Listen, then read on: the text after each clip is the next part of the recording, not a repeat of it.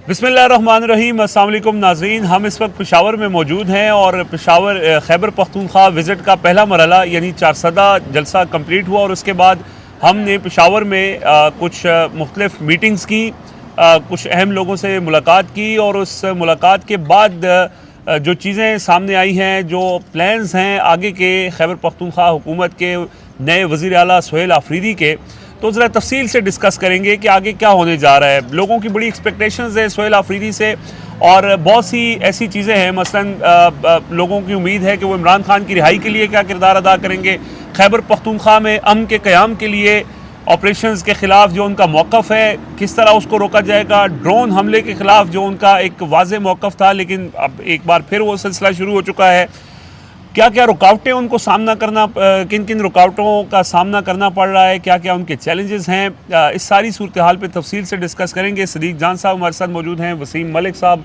और असद चौधरी साहब। तो आगाज़ करते हैं सदीक जान साहब से, चौधरी साहब की इजाज़त से, इमाम की इजाज़त से। और सदीक भाई, हम डायरेक्ट इस सवाल के ऊपर आते हैं कि क्या होगा। मतलब एक दिन गुजरते जा रहे हैं और हर गुजरते दिन के साथ प्रेशर जो है वो माउंट होता जा रहा है, ना सिर्फ खैबर पख्तूनख्वा हुकूमत के ऊपर भी, क्योंकि अभी तक काबीना नहीं बन सकी है, इमरान खान से मुलाकात नहीं हो सकी और सुहेल आफरीदी ये वाज़े मौक़िफ़, यानी इसके ऊपर तो बस अब उनकी ये समझने, ये कहना गलत नहीं होगा कि ज़िद है कि जब तक इमरान खान से उनकी मुलाकात नहीं करवाई जाएगी वो सबसे बड़ा फ़ैसला यानी काबीना के हवाले से भी कोई फ़ैसला नहीं करेंगे और बाकी जो फ़ैसले हैं वो भी ऑलमोस्ट पेंडिंग है। तो एक सवाल जो असद चौधरी साहब ने किया था मैं वही आपके सामने रखता हूँ कि अगर तो ये सब नहीं होगा तो फिर ऑब्वियसली मुलाकात करवाने वाले तो मुलाकात नहीं करवाएंगे, तो क्या फिर इसी तरह स्टैंड स्टिल रहेगी सिचुएशन? देखें, पहले तो हम जब लास्ट टाइम आए थे तो वो सर्विस एरिया में बैठ के हमने एक वीडियो की थी जिसमें मैंने लाले फ़हीम के मुतालिक एक बात कर दी थी, तो उसकी वजाहत ज़रूरी है। आजकल वजाहतें बहुत आ रही हैं। हाँ, उनकी वजाहत ज़रूरी है। वो उसमें मैंने कह दिया था कि फ़हीम अख्तर मलिक साहब की दूसरी शादी के हवाले से मैंने बात कर दी थी, तो उसके बाद से हालात उनके बहुत कशीदा चल रहे हैं। तो मैं अभी यहाँ से जब निकलेंगे तो आपने याद करवाना है कि सामने मस्जिद दरवेश है ना, इसकी दीवार पे मैं हाथ रख के आपने मेरी एक वीडियो रिकॉर्ड करनी है, वो मैं भाभी को भेजूँगा कि लाले फ़हीम ने कोई दूसरी शादी नहीं की हुई, और ये भी मैं गवाही दूँगा कि उनका कोई इरादा भी नहीं है। तो वो काफ़ी उनके मामलात वो हमारी उस वीडियो की वजह से ख़राब हुए हैं, तो मैंने कहा उसकी वजाहत भी करते हैं आप ऐसा यार बस वो, लेकिन मुकाफ़ात अमल है, मैंने लाले के साथ किया, मेरे साथ भी हो गया है ये। अब सुहेल आफरीदी जब सीएम बने और एक्टिविटी शुरू की हैं, तो जब आप आए हैं 3 दिन के लिए तो मेरे भी हालात ठीक नहीं है ठीक है ना।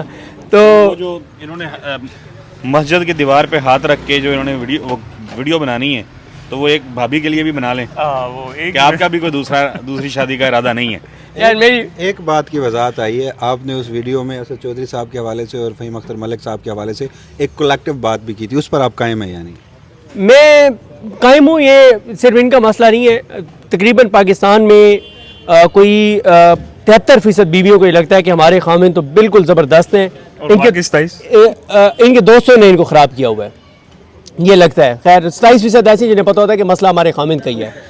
तो ये तहकीक कहाँ होती है ये फिगर कहाँ से आते हैं ये 73 तो ये बताएंगे बहरहाल, क्योंकि मैंने आपको बताया कि मेरे भी हालात ठीक नहीं है, तो यादाश्त मेरी थोड़ी सी ठीक नहीं थी, तो मैंने साथ साथ कुछ पॉइंट्स लिखे कि हम क्योंकि यहाँ पे आए हैं, तो मैंने कहा ज़रा ज़ाहिर है हम सारे इसी खबर की तलाश में हैं कि क्या होने जा रहा है, क्या इस्लामाबाद की तरफ कोई मार्च होने जा रहा है, क्या होने जा रहा है, सुहेल आफरीदी क्या करेंगे। तो आज जब से हम 400 से यहाँ पे पहुँचे तो हमारी बहुत सी मुलाकातें हुई हैं, और जो CM KP के सुहेल आफरीदी साहब से मुलाकात हुई है, ज़ाहिर है उसमें तो बातें जो थी वो ऑफ द रिकॉर्ड एक मुलाकात थी, लेकिन जो मुख्तलिफ लोगों से मिलने के बाद जो तासुर है मेरा कि क्या होने जा रहा है, तो वो नहीं करते हम कि वीडियो के आखिर में जाके आपको खबर देंगे। मैं सबसे इंपॉर्टेंट खबर पहले मिनट में, यानी इस गुफ्तगू के पहले मिनट में दे रहा हूँ। 29 नवंबर को या 29 अक्टूबर को इमरान खान साहब का तोशाखाना 2 केस में फैसला मुमकिन है, ये गुजर जाए। हम असल में बैठे ऐसी जगह पे हैं क्योंकि हम कोयटा होटल की तलाश में थे, तो कोयटा होटल हमें यहाँ सदर में मिला है बड़ी मुश्किल से। तो अच्छा, 29 अक्टूबर को इमरान खान साहब की तोशाखाना 2 केस की जो समाअत है, उस समाअत के अंदर, क्योंकि उससे पहले अगर सुहेल आफरीदी साहब की इमरान खान से मुलाकात हो जाती है तो उससे पहले बहुत बड़ा एक ऐलान सामने आ जाएगा सुहेल आफरीदी साहब की तरफ से, और अगर उससे 29 अक्टूबर से पहले उनकी मुलाकात नहीं होती तो फिर सुहेल आफरीदी साहब को पैगाम मिलेगा इमरान खान साहब की बहनों के ज़रिए। दो चीज़ें इस वक्त इमरान खान साहब से जो है वो डिस्कस होनी है, सबसे अहम। एक तो एक्टिविटी है जो पूरे मुल्क के अंदर होनी है, जिसकी तफसीलात अभी तक कोई भी शेयर नहीं कर रहा।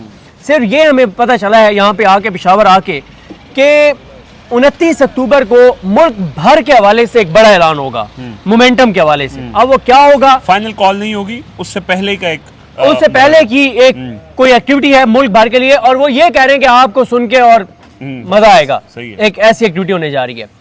एक तो ये है कि 29 अक्टूबर को एक बड़ा ऐलान मुल्क भर के हवाले से होने वाला है। दूसरा ये है कि अगर उससे पहले सुहेल आफरीदी की मुलाकात हो जाती है या उसमें इमरान खान उनको पैगाम भेज देते हैं, तो फाइनल जो इस्लामाबाद की तरफ कोई मार्च है उसके हवाले से भी तारीख का ऐलान हो सकता है। उसके हवाले से भी हो सकता है। जो मुख्तलिफ मैंने क्या, हम सब इकट्ठे आज मुलाकातें कर रहे हैं।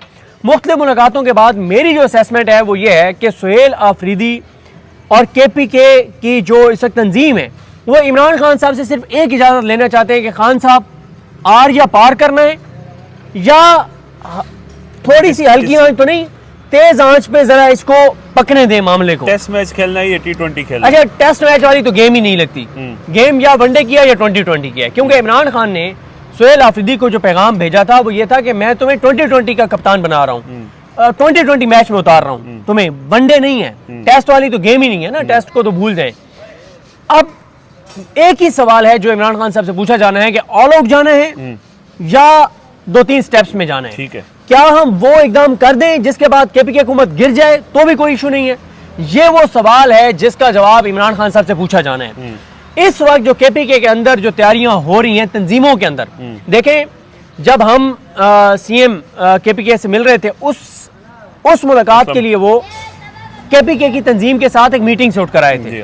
और ये अली अमीन गंडापुर साहब और सुहेल आफरीदी साहब में एक और जो फ़र्क है, वैसे तो बहुत सारे फ़र्क हैं, एक और जो फ़र्क है वो ये है कि ये KPK की तंजीम को 100% ऑन बोर्ड रखे हुए हैं। KPK की PTI की तंजीम और सुहेल आफरीदी एक ही पेज के ऊपर है। इसके अलावा मैं आपको जल्दी जल्दी बता देता हूँ कुछ खबरें। अगर आप चाहते हैं तो पहले वसीम मलिक साहब और असद चौधरी साहब से पूछ लें। ठीक है, तो वो ये है ना कि बात लंबी चौसब हो जाती है, फिर बाद में आप वीडियो के बाद आप जो है ना वो क्लास लेते हैं, तो जो भी बात करनी है तो आपने इसी वीडियो में कर लेना, ताकि लोगों को भी पता हो कि हमें आपसे क्या क्या बातें सुननी पड़ती हैं। घर भी सुनते हैं, इधर भी आपके सुनते हैं, हमारी तो जो घर में हालात है वही आपके साथ हो तो हालात हैं। खैर जी, इसके अलावा ये है कि सुहेल आफरीदी जो है, यार मैं मानता हूँ आप लोग मानते नहीं हैं, बस एक फ़र्क है, बहुत ही सारों के साथ तकरीबन एक जैसी है। देखें, सुहेल आफरीदी साहब के हवाले से ना जब हमने उनके करीबी लोगों से पूछा क्या वो क्या लगता है कि कोई उन्होंने खुल के बात करते हैं कि एस्टेब्लिशमेंट से उनकी कोई मुलाकात हुई है या नहीं हुई CM बनने के बाद। उनके जो करीबी लोग हैं उनका कहना है कि कोई मुलाकात नहीं हुई, और उनका ये कहना है कि उनसे राब्ता किया गया है, उनसे मुलाकात की कोशिश की गई है। जब वो CM के लिए नामजद हुए उस वक्त भी कोशिश की गई, उन्होंने दो टोक इनकार किया कि मैं आपसे उस वक्त तक नहीं मिलूंगा जब मैं पहले इमरान खान से नाम मिलूं। सिक्योरिटी उमूर के हवाले से भी उनको कुछ ब्रीफिंग्स के हवाले से कहा गया, लेकिन उस पर भी उन्होंने कहा कि जब तक इमरान खान से नहीं होगा तब तक बिल्कुल मुलाकात नहीं होगी। पहले भी और अब भी वो इमरान खान से मिलने के बाद मुलाकातें करना चाहते हैं और इमरान खान से पूछना चाहते हैं कि मैंने किस हद तक कोऑपरेट करना है वफाक के साथ, वफाकी इदारों के साथ, तो क्या नहीं करना। सही है। तो ये इस चीज़ का है। और अभी तक जो है वो जो पैगामात भेजे गए उन पैगामात को भी उन्होंने मतलब उस पर कोई कान नहीं धरे। आज उन्होंने जलसे में कल कह दिया चारसदा में, जिसमें उन्होंने कह दिया कि मुझे कहा गया कि आप चारसदा खैबर और करक में ना जाएं, आपकी जान जा सकती है, आपको मारा जा सकता है। तो हमने उनके करीबी लोगों से पूछा कि ये इंटेलिजेंस रिपोर्ट उनके साथ शेयर हुई थी या थ्रेट था। वो ये समझते हैं ये थ्रेट था, ये इंटेलिजेंस रिपोर्ट नहीं थी, और वो कहते हैं कि इस पे वक्त आने पे हम मजीद जो है वो तफसीलात देंगे। इसके अलावा जी एक बहुत ही अहम मीटिंग CM हाउस में परसों हुई है, और उस मीटिंग में कुछ ऐसी चीज़ें डिस्कस हुई हैं कि अगर वो इक़दाम सुहेल आफरीदी कर देते तो शायद हुकूमत के हवाले से आर या पार आज हो चुका होता। लेकिन उस पर भी फैसला ये हुआ, हमारे सोर्सेज ये कहते हैं कि खान साहब के साथ मुलाकात तक इन चीज़ों को पेंडिंग कर दें। यानी बहुत से प्लान्स हैं लेकिन सारी चीज़ें रुकी हुई हैं इमरान खान से मुलाकात। सवाल फिर वही है कि मुलाकात अगर ना हुई तो फिर।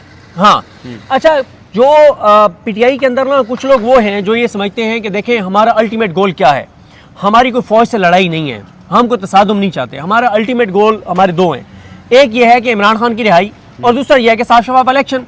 तो वो कहते हैं कि अगर ये चीज़ें बातचीत के जरिए हो जाती हैं तो हमें तसादुम की तो जरूरत ही नहीं है, हम कोई 26 नवंबर जैसा खुदा न खासा वाक़या चाहते हैं, हम क्यों फौज से, हमारी तो फौज से कोई लड़ाई नहीं है।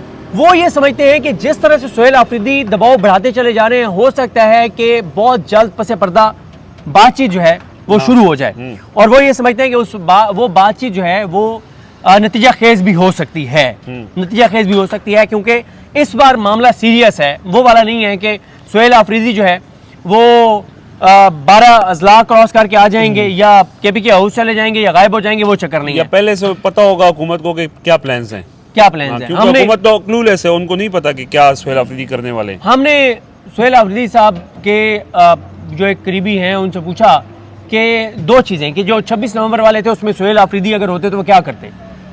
एक तो वो कहते हैं कि पहले उन्होंने कहा कि इस पे जाने से पहले तो ये है कि सुहेल आफरीदी वगैरह का, जो सुहेल आफरीदी, मीना खान, शफकत अयाज, शाहिद खटक और बाकी ये जो मुराद सही ग्रुप, हाँ ये सारे, या वो सारे जो एहतजाजी सियासत के तो चैंपियन समझे जाते हैं, या जो बाकी जो लीड कर रहे थे, उनको उस वक्त कहीं पे भी ऑन बोर्ड नहीं रखा गया था। हाँ, उस सारे NABC का वर्क। यानी जो प्लान था उसमें वो ऑन बोर्ड नहीं हाँ, थे, हाँ। लीड तो वो कर रहे हाँ, थे, लेकिन डिसीजन में वो ऑन बोर्ड नहीं थे, हाँ, और प्लान ए ही था, बी और सी नहीं था।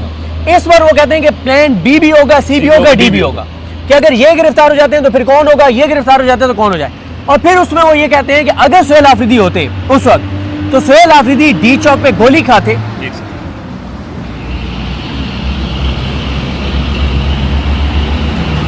ये मेरे ख्याल है अब हैवी ट्रैफिक जो है वो शुरू हो गई है रात के टाइम, तो ये चलता रहेगा। खैर,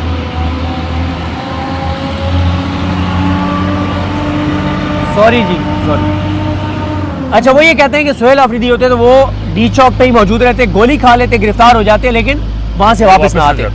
अच्छा, इसके अलावा जी पंजाब को बहुत ज्यादा केपीके से कहा जा रहा है कि भाई हम तो तैयारियां कर रहे हैं, आप लोग क्या कर रहे हैं। बात इस तरह से नहीं बनेगी कि हम इधर से निकलें और आप लोग कोई मोमेंटम ना बनाएं, तो इस तरह की चीजें। बाकी मेरा ख्याल है कि हमने इसके बाद भी, हाँ, एक नहीं 2 मीटिंग्स ऐसी हैं जिसमें वफाक की सुहेल आफरीदी जो है वो नहीं गए, और इसी तरह से जो है वो तलबा यूनियन जो है वो बहाल होने जा रही है, उस पर नेक्स्ट क्योंकि हमने एक और वीडियो करनी है, तो उस पर जरा तलबा यूनियन वाले मामले पे ना हम अगली वीडियो में करेंगे अभी, क्योंकि मैं जरा असद चोई साहब की तरफ जाता हूँ। चोई साहब, जाहिर है आप ऑब्जर्वेशन आपकी है और आपने देखा भी सारा मामला, सदीक भाई की आपने गुफ्तगू भी सुनी, सवालात बहुत सारे हैं लोगों के जहनों में, कैसे आप इस सारी सूरत हाल को सम अप करेंगे? रिजवान साहब, मैं 2-3 चीज़ें मुझे समझ आई हैं। एक तो पीटीआई पर तोल रही है कि वो किसी न किसी तरीके से नवंबर में इस्लामाबाद मार्च करे और एक बहुत बड़े पैमाने पे लोगों को अपने साथ लेके जाए, और उसके लिए वो पंजाब से थोड़ा सा है उनको। पीटीआई के जो यहाँ पे ज़िम्मेदारान हैं, अहदेदारान हैं, वज़रा वगैरह, जो उनके जो अरकान हैं, वो ये समझते हैं कि पंजाब में ना बिल्कुल सूरत हाल ऐसे है जैसे मार्शल लॉ हो, तो वहाँ से कोई नहीं निकलता, निकलने नहीं दिया जाता। और फिर कुछ उन्होंने प्लान्स वगैरह भी हमें पता चले कि जो वो माजी में बनाते रहे, तो इस दफ़ा उस हवाले से स्ट्रेटजी क्या होगी, क्या होनी चाहिए, उसके ऊपर पीटीआई काम कर रही है। दूसरी चीज़ जो है वो ये मुझे लगी है कि इमरान खान कहेंगे दिन है तो सुहेल अफरीदी कहेगा दिन है, इमरान खान कहेगा रात है तो सुहेल अफरीदी कहेगा रात है। यानी सुहेल अफरीदी से उसके टेम्परामेंट, उसकी गुफ्तगू, उसके इर्द गिर्द जो उसके लोग हैं उनकी गुफ्तगू, उन चीज़ों को देख के लगता है कि अब वो वाला मामला नहीं है, विकेट के दोनों जानब खेलने वाला मामला, पहले भी इसके ऊपर बात हुई थी, वो मामला नहीं है। शायद सुहेल अफरीदी जो हैं वो बहुत सारे फ़ैसले, जो पेंडिंग फ़ैसलों की सदीक जान ने बात की है, मेरे ख्याल में वो चाहते होंगे कि इमरान खान से एक दफ़ा उनकी मुलाकात हो, इमरान खान उन्हें बताएं कि किस लाइन एंड लेंथ के ऊपर उन्होंने जाके खेलना है। मेनली तो यही 4-5 चीज़ें हैं। पीटीआई आने को तैयार है, मुलाकात का इंतज़ार है, मुलाकात होने के इम्कानात भी बढ़ रहे हैं। राना सनाउल्लाह ने भी एक प्रोग्राम में कहा है, और वैसे भी ज़ाहिर है इस्लामाबाद हाई कोर्ट के फ़ैसले पे अमल नहीं हुआ, वो SHO जो खड़ा हुआ था या एहलकार जो खड़े हुए थे उन्होंने नहीं माना फ़ैसला, तो पीटीआई हो सकता है कि उसके ऊपर जाए। बहुत सारे लोगों की राय थी कि उसी दिन सुहेल अफरीदी जो हैं वो चले जाते अदालत और जाके अपना बताते हैं कि जी मुझे आपका हुक्म जूते की नोक पे रखा गया है, तो ज़ाहिर है उस वो एक फ्रंट पीटीए के पास है, ऑप्शन है, पीटीए उधर भी जा सकती है, सुप्रीम कोर्ट भी वो जा सकते हैं, तो मुलाकात जो है ना उसको बहुत ज़्यादा देर तक रोका नहीं जा सकता। तो बस यही मेन चीज़ें हैं। अब देखें किस तरीके से अवाम जो है उसको तैयार कर पाती है पीटीआई। केपीके के अंदर तो सूरत हाल ऐसे ही है, लोग जाने को तैयार हैं। मतलब आप 3 दिन के शॉर्ट नोटिस के ऊपर भी लोगों को कहेंगे तो लोग आ जाएंगे। चारसदा जलसे में हमने देखा, मैं स्पेसिफिकली जो इन्होंने बात की पंजाब के हवाले से, लास्ट टाइम भी लोगों को ये कहा गया कि आपका ये टारगेट है, आपने ये आना है। एक ये भी प्लान था कि पंजाब से लोग आएंगे, स्वाबी में वहाँ पे इकट्ठे होंगे, उसके बाद जाएंगे। दुरुस्त है कि वहाँ पे लोगों के ऊपर बहुत जुल्म है, वहाँ पे लोगों के हवाले से बहुत मुश्किलात हैं, लेकिन उसके बावजूद सानिया मुरीद के को अगर जहन में रखें और पंजाब में वैसे हालात, सैलाब के बाद की सूरत हाल को जहन में रखें, किसान की जो इस वक्त हालत ज़ार है उसको जहन में रखें, तो क्या पंजाब से बिल्कुल उम्मीद कोई नहीं है? या आप चूँकि पंजाब से आपका ताल्लुक़ है तो इस हवाले से आपकी क्या राय है? देखिए, पंजाब से जब हम पिछली 26 नवंबर को जब इवेंट हुआ तब की बात कर लेते हैं, तो जो जनूबी पंजाब के अजला हैं, लिया हो गया, भक्कर हो गया, मियाँ वाली हो गया, इवन मुजफ्फरगढ़ हो गया, मुल्तान, डेरा गाजी खान, इन इलाकों से पिछली मरतबा भी बड़ी तादाद में लोग आए थे, लिया आए थे। अपर पंजाब में हम जिधर देखें कोई दरिया पार कर रहा था, कोई किश्ती ढूंढ रहा था, किसी को मोटरसाइकिल का रास्ता नहीं मिल रहा था। कई जो हैं वो जब यहाँ पे सारा इवेंट हो गया तो उसके बाद वो कह रहे थे कि बस हम पहुँच रहे हैं। तो पंजाब के अंदर ना मेरा ख्याल है कि केपीके जैसे एक तो हालात नहीं है। सही है। केपीके में ऑन गोइंग ऑपरेशन, एक वाज़े मैंडेट, फिर हुकूमत होने के बावजूद आप हुकूमत नहीं करने देते, यानी हुकूमत बाख्तियार नहीं है, हुकूमत अपनी मर्ज़ी से चीज़ें नहीं कर पा रही, जो कहना चाहती है वो दूसरे सुनना नहीं चाहते। तो पंजाब के अंदर जो है वो एक ऐसी जमात के पास इक़्तिदार है जिसके ऊपर इल्ज़ाम ये है कि वो चुराया हुआ मैंडेट है। तो वो फिर ज़ाहिर है वो कोशिश करते हैं कि लोग ना निकल पाएँ, उसके लिए पूरी फोर्स यूज़ करते हैं। पंजाब के लोगों ने बहुत तशद्दुद और बर्दाश्त किया है। अब देखें ना, कोई छोटा सा इवेंट होता है, अभी पिछले दिनों पेशावर में जलसा था तो लाहौर के अंदर छापे पड़ना शुरू हो गए थे। तो वहाँ पे मेरा ख्याल है कि ये जो मसला है, अभी तक अगर कोई ये कहे कि पंजाब तैयार है तो पंजाब तैयार नहीं है। एक चीज़ जो है ना वो ये है कि पीटीआई के लोग बहुत ज़्यादा क़यादत ख़ास तौर पे, अब देखें ना, इधर पेशावर में डेरे डाले हुए थे लोगों ने, पीटीआई के बहुत सारे लोगों ने। शेख वकास साहब थे, वो मतलब मरकज़ी उनके पास ओहदा था, वो पेशावर में होते थे। अब उनके बारे में लोग कहते हैं कि पता नहीं अब वो शायद डेरा इस्माइल खान ही ना चले गए हों। वो ज़्यादा उनको देख के ये लगता था कि ये अली मीन गंडापुर के तर्जमान है, ना कि पीटीआई के तर्जमान है। तो बाकी जो पीटीआई, हमाद अज़हर साहब, वो उनके वालिद साहब का एक इवेंट, ज़ाहिर है उनकी वफ़ात हुई, वो आए, उसके बाद से वो भी मंजर आम से गायब हैं। उनके वालिद साहब का जो हल्के का इलेक्शन था वो लड़ने नहीं जा रहे थे। फिर बड़े पैमाने पे लोगों को सज़ाएं हो चुकी हैं, लोगों ने अभी तक सरेंडर नहीं किया हुआ, लोगों ने गिरफ्तारियां नहीं दी हुई, लोग रोपोश हैं। ये एक हकीकत है। एक हकीकत छोटी सी ये भी है कि पंजाब की आवाम के मसाइल के ऊपर पीटीआई की क़यादत ने, पीटीआई ने बतौर जमात जिस तरीके से आंखें बंद करके रखी हैं, सही है। नहीं, एक्सप्लॉयट नहीं जी। एक्सप्लॉयट करना होता है कि आप एक झूठा बयानिया गढ़ें, कोई फिल्म कहानी गढ़ें। पीटीआई ने जो जिम्मेदाराना किरदार होना चाहिए किसी भी सियासी जमात का, अपोजिशन का, वो अदा नहीं किया। पंजाब के आम आदमी के मसाइल के ऊपर पाकिस्तान तहरीक इंसाफ खामोश तमाशाई बनी रही है। पंजाब तो खामोश तमाशाई बनी रही है और मेरा ख्याल है उसकी कीमत अदा करेगी। सही है। वसीम मलिक साहब, सबसे इम्पोर्टेंट इशू अमन व अमान के हवाले से जो हमारी मीटिंग्स हुई हैं उसमें ज़ाहिर है सुहेल अफरीदी से भी जो मुलाकात हुई या उनके जो बाकी जो करीबी रुफ़का हैं, और एक सर्टन सिचुएशन एक डेवलप हो रही है। ड्रोन हमला उनकी मौजूदगी में भी हुआ, उसके ऊपर भी एक सवालिया निशान उठ रहे हैं। हंगू के अंदर वाक़या हुआ, दहशतगर्दी के वाक़यात में इम्कान ये ज़ाहिर किया जा रहा है कि कुछ मज़ीद तेज़ी इसलिए भी आएगी ताकि सुहेल अफरीदी को बाकी जिन महाजों के ऊपर डिस्क्रेडिट करने की कोशिश की जा रही है, यहाँ पे चूँकि एक पॉपुलर बयानिया है जिसको वो ले के चल रहे हैं, उसमें उस पॉपुलैरिटी के अंदर डेंट अगर डाला जा सकता है तो इस चीज़ के ऊपर डाला जा सकता है कि देखें सुहेल अफरीदी भी तो नहीं रोक सका, ऑपरेशंस तो चल रहे हैं, तो सुहेल अफरीदी के पास क्या ऑप्शंस हैं? अगेन वही है कि मुलाकात होगी तो चीज़ें तय होंगी, लेकिन आप कैसे देखते हैं सारी सूरत? मेरा ख्याल है आप ये कहना चाह रहे हैं कि दहशतगर्दी का मामला ज़्यादा हाईलाइट होगा। जी जी यस। अच्छा, इसमें ना देखिए दो अलग अलग मामला हैं। इमरान खान की रिहाई, जो दो बड़े चैलेंजेस हैं सुहेल आफरीदी को।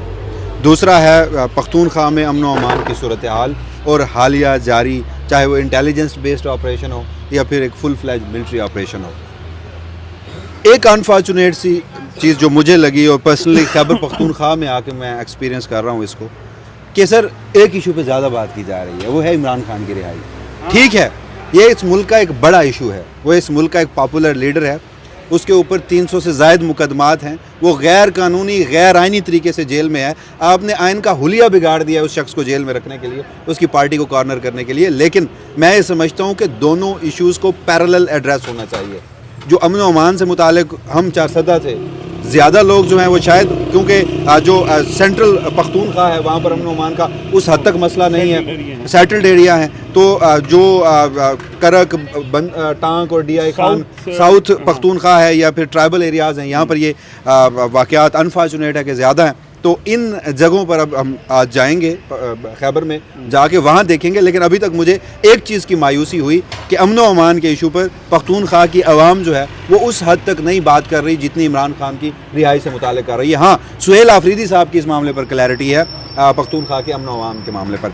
अब मुझे इस अमन व अमान वाले मामले पर सुहेल आफरीदी की कामयाबी के इम्कानात ज़्यादा लगते हैं इमरान खान की रिहाई से। मुमकिन है आप मुझसे इख्तलाफात करें, उसकी वजह यह है कि जिस तरह से वो लोगों को मोबिलाइज़ कर रहे हैं। एक है कि आपने इमरान खान की रिहाई के लिए ऑल द वे इस्लामाबाद जाना है, उसके लिए आपके पास 2 मरतबा आप प्लान एग्जीक्यूट सही से नहीं कर पाए। इस बार भी ठीक है आपके पास प्लान होंगे, लेकिन क्या एग्जीक्यूशन उसकी उस हद तक होगी, आपको कामयाबी मिलेगी या नहीं मिलेगी। दूसरा मामला आपका पख्तूनख्वा से मुताल्लिक है। आप यहाँ पर अमन मार्चेस माजी में भी पाकिस्तान तहरीक इंसाफ करके एक कामयाबी हासिल कर चुकी है। जो मुराद सईद साहब जब दहशतगर्दों को वापसी और उस तरह की गुफ्तगू की जा रही थी तो इन एरियाज़ में इन्हीं लोगों ने अमन मार्चेस किए थे और फिर दहशतगर्द मतलब पुश बैक किया पुश। और दूसरी इसकी वजह यह है कि इसमें जो मुखालिफ फरीक है ना सुहेल आफरीदी का, उसका भी नुकसान है।